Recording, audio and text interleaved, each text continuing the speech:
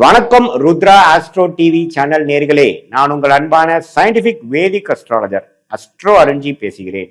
நல்லது நினைப்போம், நல்லதே நடக்கும். இந்த வீடியோவில் நம்ம என்ன பார்க்க போறோம்னா, மேஷ ராசிக்காரர்களுக்கு தமிழ் புத்தாண்டு வருடம் 2026 ஏப்ரல் 14ஆம் தேதியிலிருந்து 2027 ஏப்ரல் 13ஆம் தேதி வரைக்கும் இருக்கக்கூடிய அந்த 365 நாட்கள் தமிழ் புத்தாண்டு எத்தகைய ஒரு ஆண்டாக மேஷராசிக்காரர்களுக்கு பொதுவாக இருக்க போகிறதுங்கிறது நம்ம கொஞ்சம் டீட்டெயில்டா சயின்டிபிக் வேதிக் அஸ்ட்ராலஜிங்கிற அறிவியல் சார்ந்த முறையில எந்த விதத்திலும் நம்ம மிகைப்படுத்தாமல், மூட நம்பிக்கைக்குள்ள போகாமல், பரிகாரங்கள் அது மாதிரி விஷயத்துக்குள்ள போகாமல், ஒரு கிரகமும் ராசிக்கு இந்தந்த இடத்துல இந்த தன்மையில இந்த காம்பினேஷன்ல இருக்கும் பொழுது எத்தகைய ஒரு கர்ம பலன் நம்மளுடைய ராசிக்காரர்களுக்கு ஒரு ராசிக்காரர்களுக்கு தர போகக்கூடிய அமைப்புல இருக்கு, தரத்தக்கதாக இருக்கிறது அப்படிங்கிறத ஒளி தத்துவ பிரகாரம் பாவகிரகம் சுபகிரகம்,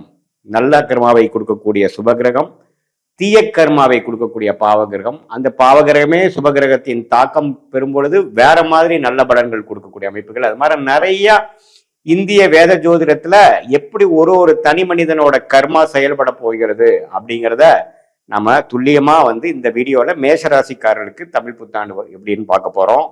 இப்ப பாருங்க, மேஷராசிக்காரர்களுக்கு விரய சனி ஸ்டார்ட் ஆகி கிட்டத்தட்ட ஆல்மோஸ்ட் 1.5 வருஷம் ஆயிடுச்சு. போன மார்ச் மாசத்திலிருந்தே ஒரு வருடமாகவே 12ஆம் இடத்துல சனி போய் மேஷ ராசிக்காரர்களுக்கு விரய சனியாக 7 நாள் சனியோட ஃபர்ஸ்ட் பீரியட் என்று சொல்லப்படுகிற 7.5 இயர்ஸ்ல ஃபர்ஸ்ட் 1 இயர் போய் கொண்டிருக்கிறது. அது 2027 மார்ச், அதாவது இந்த வரக்கூடிய தமிழ் புத்தாண்டு முழுவதும் விரய சனியா தான் நீடிக்க போகுது. குரு பாருங்க 3ஆம் இடத்துல இருந்து 7ஆம் இடம்ங்கிற திருமணஸ்தானம், அதே மாதிரி 9ஆம் இடங்கிற பாக்கியஸ்தானம், 11ஆம் இடங்கிற லாபஸ்தானத்தில் இருக்கக்கூடிய ராகுவை பார்த்து இருந்தார். இப்போ ஜூன் 1ஆம் தேதி 2026, அதாவது தமிழ் புத்தாண்டு பிறந்து ஒரு 1.5 மாசத்துக்கு அப்புறம் குரு 3ல இருந்து 4க்கு வரார், அதாவது மிதுனத்திலிருந்து கடகத்துக்கு வரார். அற்புதமான ஒரு மாற்றம். ஏன்னா 4ஆம் இடத்துல குரு 10ஆம் இடங்கிற தொழில் ஸ்தானத்தை பார்க்கும் பொழுது வேலை, உத்தியோகம், தொழில் எல்லாமே விருத்தி ஆகக்கூடிய நல்ல ஒரு மேன்மையான ஒரு அமைப்பு, நமக்கே போக்கஸ் நல்லா கிடைக்கக்கூடிய அமைப்புகள் உண்டாக்கக்கூடிய அந்த உச்சகுருவின் பார்வை 10, 12, 6ஆம் இடத்துக்கு வரும் பொழுது தேவையான பண வசதிகள், பினான்ஸ் பண்ணக்கூடிய அமைப்புகள், நமக்கு கிடைக்கக்கூடிய ஃபண்ட்ஸ் எல்லாமே தொழிலை டெவலப் பண்ணக்கூடிய அமைப்பு, வேலையில நல்ல ஒரு மாற்றத்தை கொடுக்கக்கூடிய அமைப்பை கொடுக்குது. ஸோ அந்த ஒரு ஜூன் மாதம் மாறக்கூடிய அமைப்பு மேஷராசிக்கு அற்புதமா இருக்கு. அதே சமயத்துல வேற ஏதோ ஆண்டு கிரகம் மாறுதான்னு கேட்டீங்கன்னா, சனி மாறல, குரு ஜூன் 1ஆம் தேதி மாறுறார். அதுக்கப்புறம் ராகு கேதுகள் டிசம்பர் 6ஆம் தேதி 2026 புத்தாண்டு பிறந்து ஒரு 7-8 மாசம் கழித்ததுக்கு அப்புறம் இந்த ஆங்கில ஆண்டின் கடைசி மாதம் ஆகிய டிசம்பர் 6ஆம் தேதி 5ஆம் இடத்துல இருக்கக்கூடிய கேது 4ஆம் இடத்துக்கும், 11ஆம் இடத்துல இருக்கக்கூடிய ராகு 10ஆம் இடத்துக்கும் மாறுகிறார். சோ இந்த நடுவால June, July, August, September, October, November இந்த 6 மாதங்கள் பார்த்தீங்கன்னா ராகு கேதுகள் பிரச்சனை இல்லாமல், ராகு கேதுகள் 11:5க்கு சம்பந்தப்பட்டு 10ஆம் வீட்டை பார்க்கக்கூடிய குரு அற்புதமான ஒரு மேன்மையை ஜூன் மாதத்திலிருந்து நவம்பர் மாதம் வரைக்கும் நல்ல ப்ரோக்ரஸ், அருமையான ஒரு ஸ்ட்ரெச் மேசராசிக்காரர்களுக்கு வியாபாரம், தொழில், இன்வெஸ்ட்மெண்ட், வேலை அது மாதிரி விஷயத்தில் இருக்கக்கூடியவங்களுக்கு நல்ல ஒரு கோல்டன் டைம் என்று சொல்ல வேண்டும். அந்த அளவுக்கு ஒரு அருமையான அமைப்பு இருக்குங்க.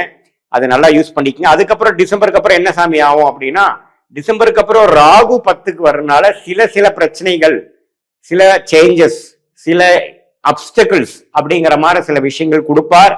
கேதுவும் பாத்தீங்கன்னா குருவோட சேர்ந்து கேலயோகம் ஆகி சில மாற்றங்கள், சில பண விஷயத்துல சில இன்வெஸ்ட்மெண்ட், தொழில் வேலையில சில கிளைகளை போடுவது, கொஞ்சம் அபிவிருத்திக்காக ஃபண்டிங் போடுறது, அது மாதிரி சில டிஸ்டர்பன்ஸும் சில ப்ரோக்ரஸும் கொடுப்பார். பட் ஜூன் டு நவம்பர் அற்புதமான ஒரு டைம், அதை யூஸ் பண்ணிக்கணும். அதுக்கப்புறம் டிசம்பர் டு ஏப்ரல் 13 வரைக்கும் பாத்தீங்கன்னா ராகு 10லும், கேது 4லும், குருவும் 4லும், சனி 12ஆம் இடத்துல நீடித்திருக்கிறார். இதுதான் ஆண்டு கிரகத்தின் சஞ்சாரமும் அமைப்பும் மேஷராசிக்காரருக்கு இருக்கு. இதுல ராசி அதிபதியாக செவ்வாய் பாத்தீங்கன்னா 12ஆம் இடத்துல இருந்து ஒரு 4ஆம் இடத்து வரைக்கும் இந்த ஒரு வருடம் ஸ்லோவா 1.5 வருஷத்துக்கு ஒரு தடவை, 1.5 மாசத்துக்கு ஒரு தடவை ஒரு ராசி தாண்டிட்டு இருக்காரு. அதுல ஒன்றும் பெரிய பிரச்சனை இல்லை.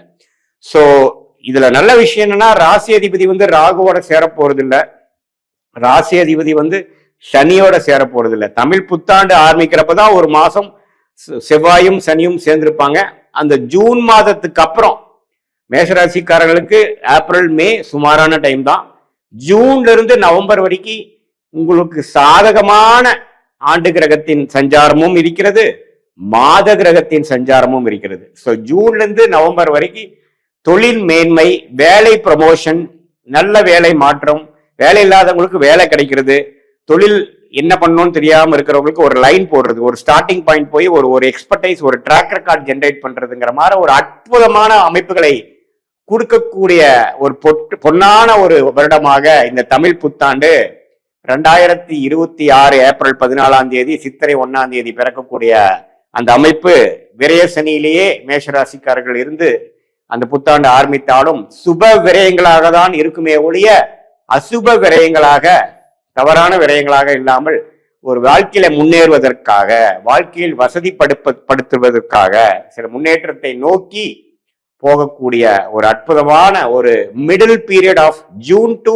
நவம்பர் 2026ல மேஷராசிக்காரர்கள் நல்லா அவங்களுடைய வாழ்க்கைக்கு வேணுங்கிற தொழில், வேலை, கரியர் ஸ்டார்டிங், ஃபவுண்டேஷன் இது எல்லாமே வந்து அமைச்சுக்கிட்டு அது மூலமாக வர வேண்டிய ஆண்டுகளை நல்லாவே வாழ்க்கையில ஜெயிக்கக்கூடிய அமைப்புகள் கண்டிப்பாக உண்டு.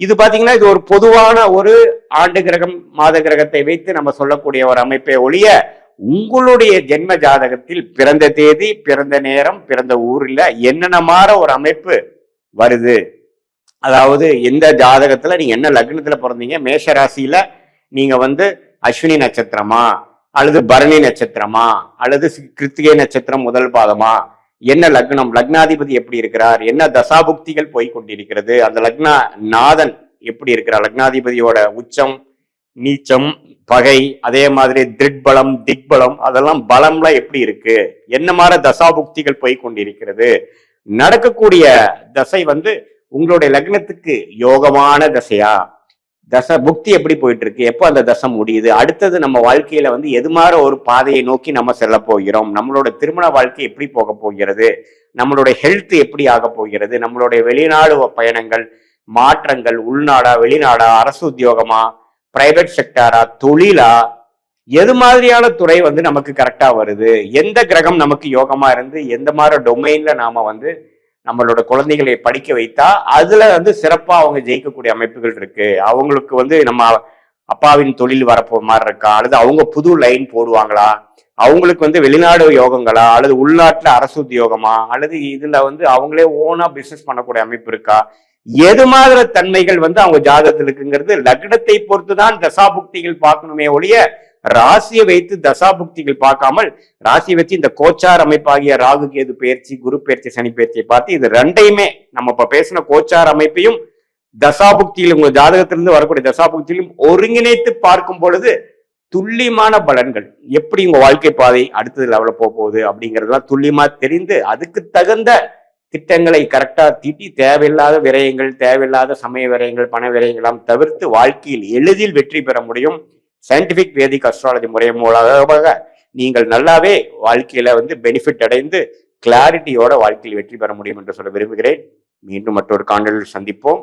நன்றி, வணக்கம்.